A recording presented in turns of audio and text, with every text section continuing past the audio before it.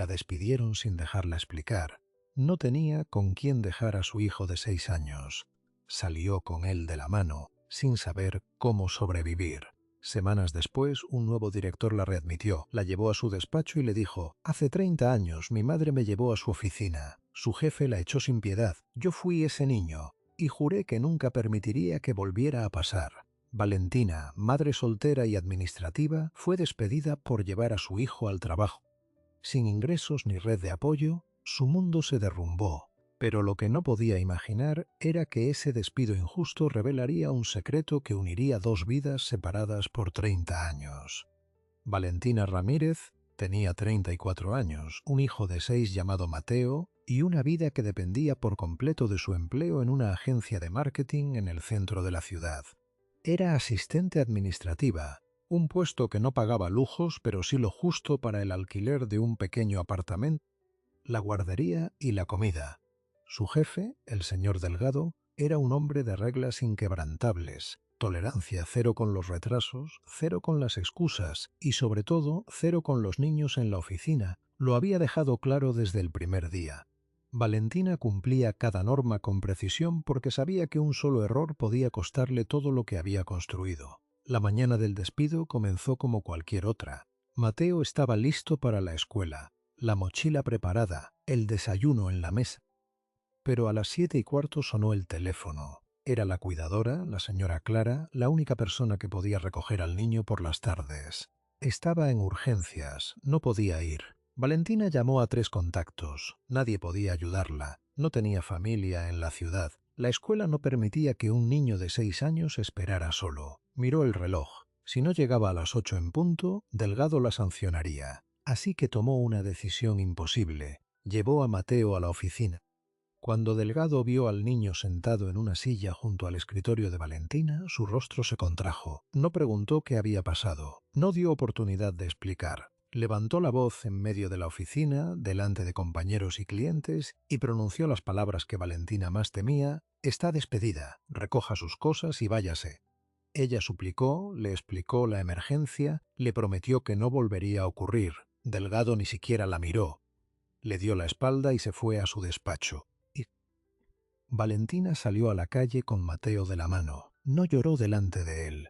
Caminó 2 cuadras hasta un banco en un parque. Se sentó y dejó que el niño jugara un poco mientras ella hacía números en su mente. Sin ingresos, el alquiler vencía en 10 días. Los ahorros cubrirían apenas una semana de comida. No tenía derecho a indemnización porque Delgado lo había tipificado como falta grave. Esa noche, después de acostar a Mateo, se sentó en la cocina y rompió a llorar sin hacer ruido. Se preguntó cómo había fallado tan estrepitosamente. Las semanas siguientes fueron una niebla de solicitudes rechazadas, entrevistas que no llegaban y un miedo constante que se instalaba cada mañana al despertar. Vendió algunas joyas heredadas de su madre. Redujo las compras a lo indispensable. Mateo preguntaba por qué mamá ya no iba a la oficina, y ella inventaba historias de vacaciones. No quería que su hijo sintiera el peso de la incertidumbre. Pero un lunes, 3 semanas después del despido, sonó el teléfono. No era un número conocido.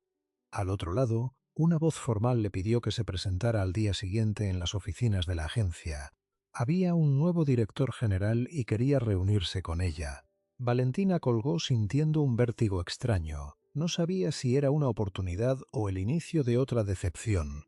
Lo que no podía saber era que ese hombre llevaba 30 años esperando ese momento, y que, al ver su currículum, había sentido que el pasado y el presente acababan de chocar. La mañana siguiente, Valentina se puso su mejor blusa, esa que guardaba para las entrevistas, y llevó a Mateo a casa de la vecina, la única que pudo ayudarla por unas horas. Caminó hasta la agencia con las piernas temblorosas. El mismo edificio, la misma recepcionista que 3 semanas atrás la había visto salir con una caja de cartón y los ojos enrojecidos, pero algo había cambiado. La recepcionista le sonrió con una calidez que no encajaba con el recuerdo que Valentina guardaba de aquel lugar.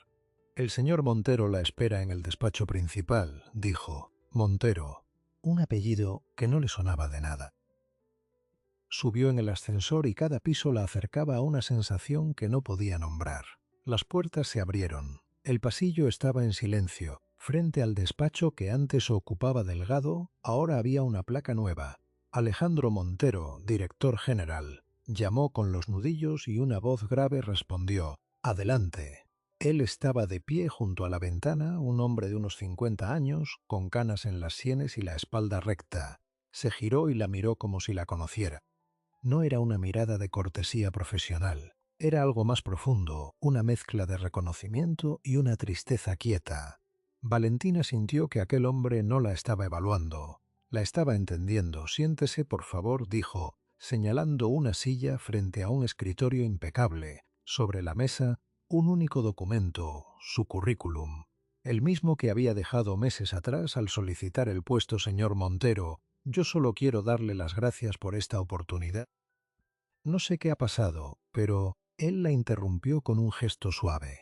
Abrió un cajón y sacó una fotografía gastada, de esas que el tiempo ha curvado en las esquinas. Se la tendió. En la imagen, una mujer morena, con el cabello recogido y un uniforme de trabajo, sostenía la mano de un niño de unos 6 años. El niño miraba a la cámara con una mezcla de miedo y orgullo. Detrás de ellos, una puerta metálica con un cartel ilegible. «Esa mujer era mi madre», comenzó Alejandro, con la voz ligeramente quebrada. «Se llamaba Carmen Montero. Trabajaba en una fábrica textil en el extrarradio. Era viuda, no tenía familia cerca, y un día la cuidadora que me recogía del colegio enfermó sin previo aviso. Mi madre me llevó con ella al trabajo porque no tenía otra opción. Yo tenía 6 años, la misma edad que tu hijo Mateo». Valentina sintió un nudo en la garganta. Las palabras del director no eran una anécdota lejana.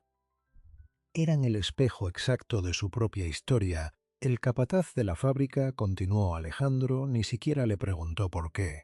La despidió allí mismo, delante de todos los trabajadores.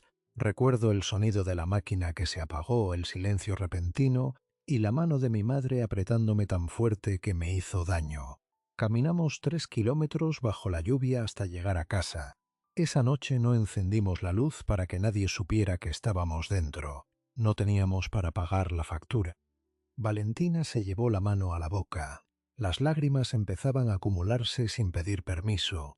Alejandro respiró hondo y continuó. Aquel despido marcó un antes y un después en su infancia. Su madre no encontró trabajo estable durante meses. Se mudaron a una habitación alquilada en casa de una tía lejana. Él la veía volver cada noche con las manos agrietadas de fregar escaleras y el orgullo hecho pedazos. Pero Carmen nunca le contó lo mal que estaba.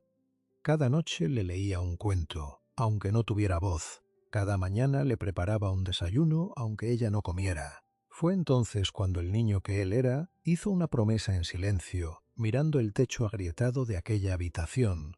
Si algún día tenía poder para decidir sobre la vida laboral de una persona, jamás permitiría que otra madre pasara por lo mismo que la suya.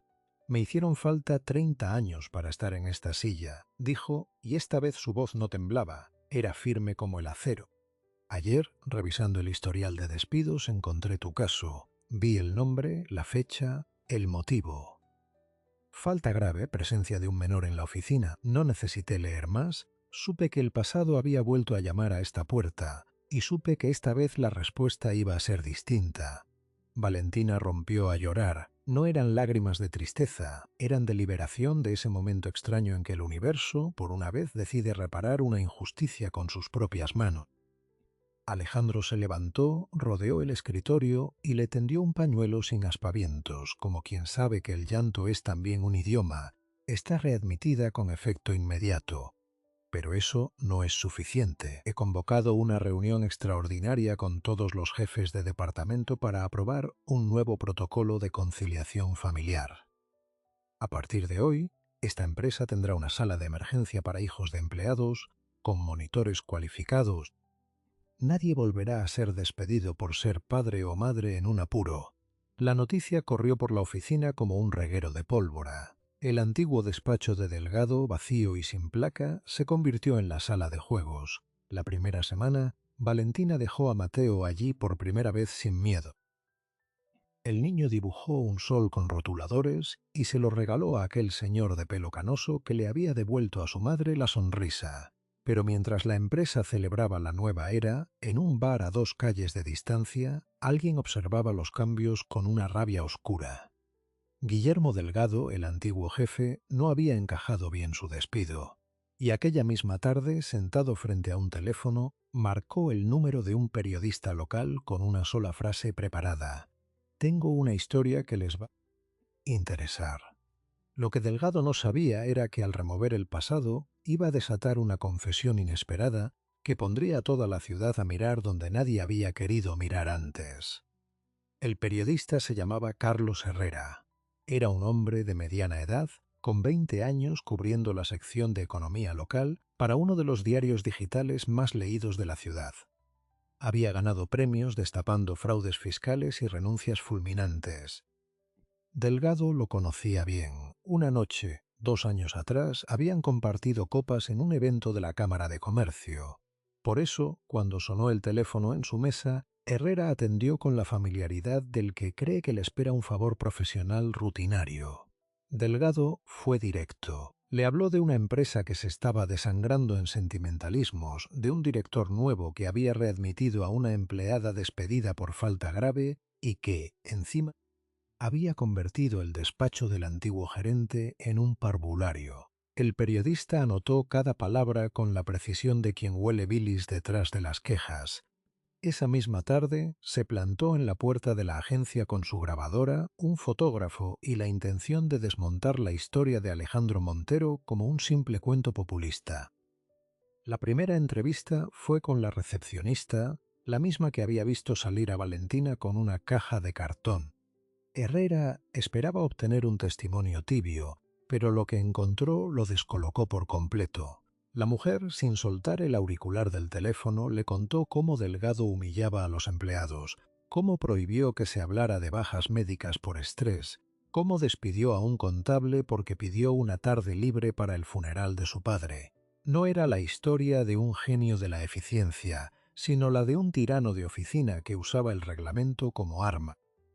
El fotógrafo, callado hasta entonces, mostró una carpeta en su tableta. Había estado husmeando en registros públicos mientras Herrera interrogaba. El nombre de Guillermo Delgado aparecía vinculado a 7 despidos por faltas operativas en los últimos 5 años. Todas las personas despedidas tenían un elemento en común. Eran madres o padres con hijos menores de 10 años. Uno de los expedientes detallaba que Delgado había tachado con rotulador rojo la palabra conciliación en una solicitud de permiso de lactancia y había escrito al lado que lo pida en su casa. Esa noche Herrera no se fue al periódico. Siguió un hilo más viejo, casi dormido. Buscó los antecedentes familiares de Delgado. Sabía que el padre, Alberto Delgado, se había jubilado hacía 20 años como mando intermedio en una fábrica textil del extrarradio. Rastreó antiguas hemerotecas digitalizadas y encontró un suelto de sucesos de hacía 31 años. Un breve de apenas 4 párrafos narraba el despido de una mujer, Carmen Montero Sánchez, viuda, que había llevado a su hijo al trabajo por una emergencia. El capataz que firmó el despido inmediato, sin abrir expediente ni escuchar alegatos, era Alberto Delgado, el mismo apellido, el padre. Herrera sintió un escalofrío que no le producía una investigación desde hacía años. Llamó a la residencia donde vivía el anciano, pidió una entrevista y condujo hasta allí a la mañana siguiente. Alberto Delgado, a sus 78 años, le recibió en un salón con olor a sopa hervida y un televisor que nadie miraba. Al periodista le bastó mencionar a Carmen Montero para que el rostro del viejo se transformara, no en culpa, sino en un gesto de orgullo rancio. Aquella mujer sabía que los niños no pintan nada en un taller. Yo le hice un favor a la empresa, no me arrepiento, escupió. Cada palabra quedó grabada. El segundo paso fue localizar la historia de Alejandro. Herrera no tardó en descubrir que el niño de 6 años que aparecía en aquella foto era el mismo hombre que ahora dirigía la agencia de marketing. La pieza encajaba con una precisión que dolía. El hijo de la mujer, despedida por Alberto Delgado, había crecido, había triunfado y 3 décadas después se topaba con otra madre despedida por exactamente el mismo motivo, esta vez a manos del hijo de su verdugo. Cuando Herrera publicó el reportaje, no lo tituló como Delgado esperaba. El titular decía: el jefe que expulsó a una madre de su oficina es hijo del capataz que, hace 30 años, expulsó a la madre del actual director. La noticia estalló. Las redes sociales compartieron el artículo miles de veces en menos de 2 horas. En la radio local, los tertulianos se partieron en dos bandos: los que defendían la disciplina empresarial y los que pedían la dimisión de cualquier directivo que no entendiera la conciliación familiar. La agencia se convirtió en el centro de todas las miradas. Las ventas, contra todo pronóstico, subieron porque los clientes querían asociar su imagen a la firma que había plantado cara al abuso. Pero no todos aplaudían. Una asociación de pequeños empresarios emitió un comunicado acusando a Alejandro de sentar un precedente peligroso y amenazó con llevar el caso a los tribunales laborales. La presión se trasladó al Consejo de Administración, donde 3 vocales empezaron a pedir una reunión urgente para evaluar la viabilidad de las medidas emocionales. Mientras tanto, Guillermo Delgado, acorralado, se atrincheró en su casa. Su padre, el anciano Alberto, en una última muestra de soberbia, concedió otra entrevista telefónica en la que acusaba a Herrera de manipular a un viejo y negaba haber leído nunca ninguna ley de conciliación. Pero el daño ya estaba hecho, y sobre el edificio de la agencia, una pregunta flotaba en el aire como un nubarrón. ¿Resistirían las nuevas políticas cuando los números empezaran a apretar? Fue en ese momento de máxima tensión cuando Alejandro tomó una decisión que nadie esperaba. Convocó a todos los empleados en el salón de actos, subió al estrado sin papeles, sin micrófono, solo llevaba aquella fotografía gastada de su madre, y delante de cámaras, periodistas y toda la plantilla, pronunció las palabras que destrozarían el silencio. Lo que voy a contarles ahora ni siquiera lo sabe Valentina. Esta historia no se cierra todavía, se abre por completo justo ahora. Alejandro alzó la fotografía. La sala, repleta de empleados y periodistas, quedó en un silencio tan denso que se oía el zumbido de los fluorescentes. Mi madre no solo fue despedida, comenzó con la voz pausada. Aquella noche, después de caminar bajo la lluvia, me sentó en la cama y me dijo algo que nunca he olvidado. Hijo, prométeme que cuando puedas, nunca cerrarás una puerta a una madre que solo intenta cuidar de su hijo. Yo tenía 6 años. No entendía de empresas ni de leyes laborales. Pero esa promesa se me clavó en el pecho para siempre. Entonces explicó lo que había averiguado. Durante los años posteriores, su madre, Carmen Montero, no solo sobrevivió. Con las pocas monedas que ganaba limpiando escaleras, empezó a ahorrar un fondo minúsculo. Cada mes apartaba lo que podía, y cuando logró reunir lo suficiente, acudió a una parroquia del barrio y le dijo al párroco: «Quiero ayudar a mujeres que estén pasando por lo mismo que yo pasé». Así nació, sin nombre ni registro oficial, un pequeño auxilio que entregaban en sobres marrones a madres sin red de apoyo. 20 años después, continuó Alejandro. En 1998, ese fondo silencioso ayudó a una joven que acababa de enviudar y necesitaba pagar una cuidadora para su hija mientras buscaba trabajo. Esa mujer se llamaba Rosa Ramírez. Valentina, sentada en la primera fila, sintió que el mundo se detenía. Rosa Ramírez era el nombre de su madre.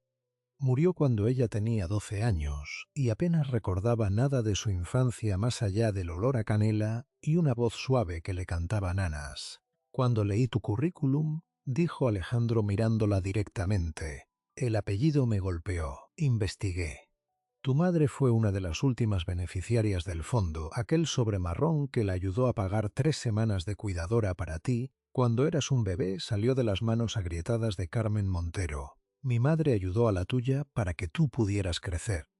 Y 30 años después, la hija de aquella mujer entraba por la puerta de esta empresa y la historia se repetía. Pero esta vez yo estaba aquí para cerrar el círculo. Un murmullo recorrió el salón. Valentina no pudo contenerse y rompió a llorar. No eran lágrimas de tristeza, sino de asombro, de gratitud, de comprender que la vida a veces se escribe con una caligrafía invisible que solo se revela cuando el tiempo quiere. La noticia del vínculo entre las dos familias multiplicó el impacto del reportaje de Herrera. Lo que empezó como un despido injusto se había convertido en una saga de redención que cruzaba 3 décadas. En los días siguientes, el teléfono de la agencia no paró de sonar. Empresas de toda la ciudad llamaban para preguntar cómo podían implantar sus propias salas de emergencia familiar. La amenaza de acciones legales se desinfló por completo cuando los 3 vocales díscolos del Consejo, abrumados por las cartas de apoyo de los clientes, retiraron sus objeciones.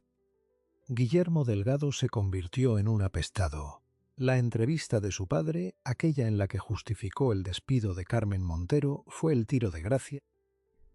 La asociación de empresarios que iba a apoyarlo emitió un comunicado de condena y se desmarcó de sus declaraciones. Alberto Delgado murió 2 meses después, solo y sin que nadie, salvo su hijo, acudiera al entierro.